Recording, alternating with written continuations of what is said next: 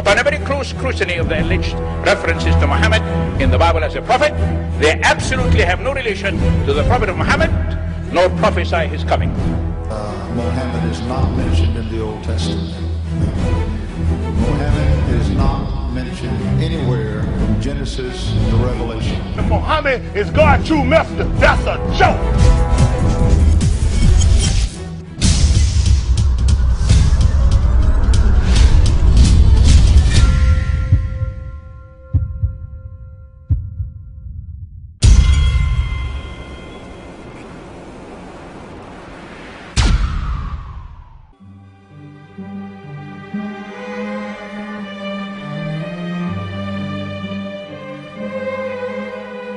Lo, we inspire thee as we inspired Noah and the prophets after him, as we inspired Abraham and Ishmael and Isaac and Jacob and the tribes, and Jesus and Job and Jonah and Aaron and Solomon, and as we imparted unto David the Psalms.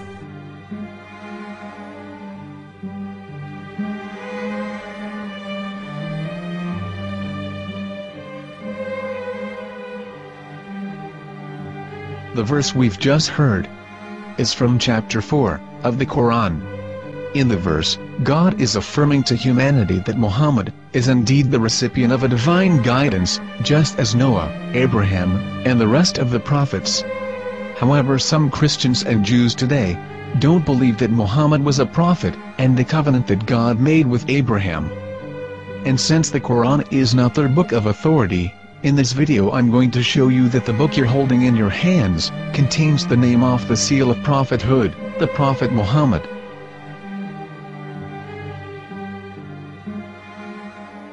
As known, the Old Testament was preserved in the Hebrew language.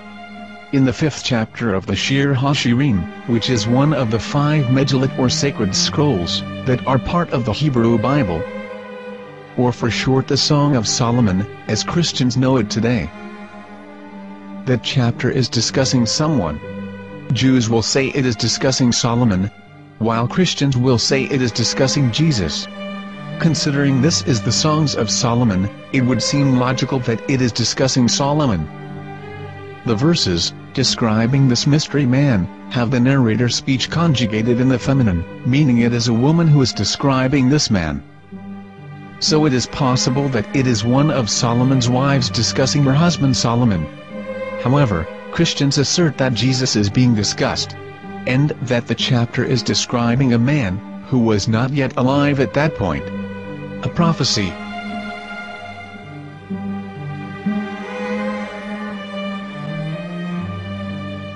In reading the English translation of Song of Songs 5:16, it finishes the description by saying, "He is altogether lovely," but what most people don't know is that the name of that man was given in the original Megillat.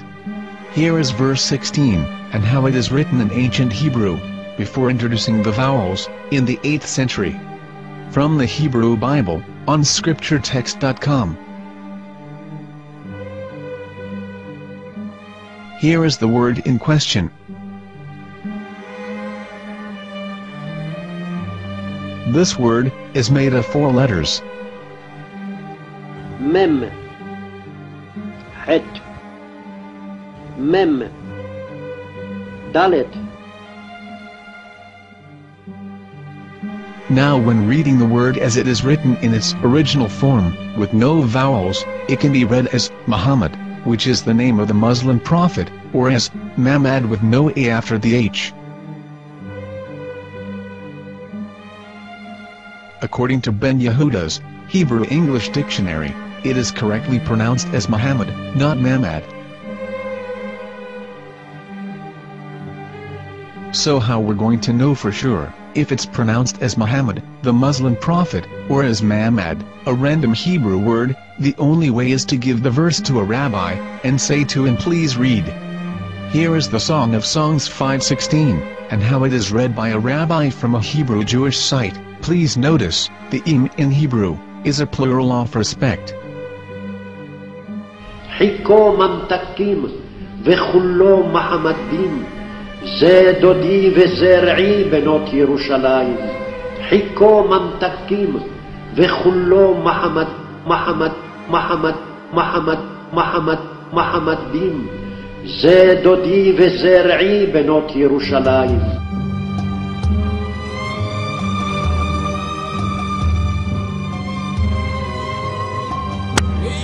Coming out from the darkness, there are no other gods but God, and Muhammad is his messenger.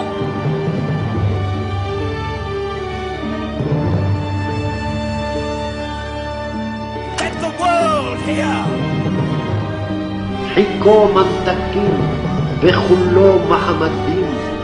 זה דודי וזרעי בנות ירושלים. חיכו ממתקים וכולו מחמד, מחמד, מחמד, מחמד, מחמד, מחמד דין. זה דודי וזרעי בנות ירושלים.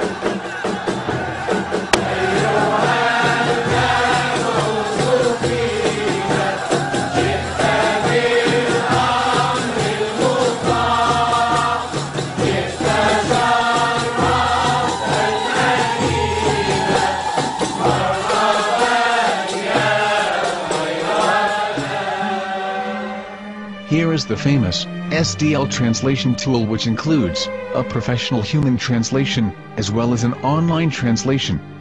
We're going to copy our Hebrew word of the Song of Songs, directly from the Jewish site. It's the same site, where you can hear the rabbi reading the verse in Hebrew. All links are in the description, so, we're going to copy the word and paste it, and ask, please translate. Are they going to translate the meaning of the name of that person? As the Bible translators did. Which is the praised and the lovely one, or are they going to keep the name as it is? Well, see it yourself. Here is the World Lingo Translator. The result is the same. It's Muhammad. You have no right. You have no right to translate names of people. Anybody. Your name should be retained. Mr. Black is Mr. Black, though he's white. You have no right to translate names of people. But they have been doing that.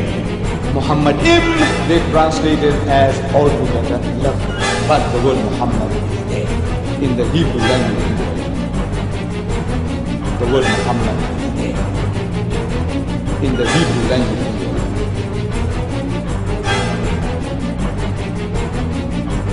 I will tell you a story from my own personal experience. Years ago, I used to spend every Sunday afternoon in a place called Speaker's Corner. And in my years down there, I got to know a Jewish rabbi. He was a very nice man. He used to listen to me, and he was always very polite and talked about Islam in a very nice way. And one day, during one of our conversations, after some years, I thought that it was about time I should invite him to Islam. So I said to him, you know, my friend, we have been talking now for many years, and even you have admitted to me that Muhammad is a prophet. So why then do you not embrace Islam? He said to me, we Jews, we never change our religion. I said, but half of the rabbis of Medina became Muslim. He said, that is true, but still, we Jews never change our religion. I thought, what can I say to him? He looked at me and said, listen to me, my friend. God sent to us a prophet Moses, and we didn't even listen to him. Do you think we're going to listen to another prophet after him? From another tribe? From another people? When he said that, I had nothing left to say. He knew that Muhammad was a prophet. In fact, another rabbi also came up to me and he said to me, we know Muhammad is a prophet, and he quoted to me a passage from the Bible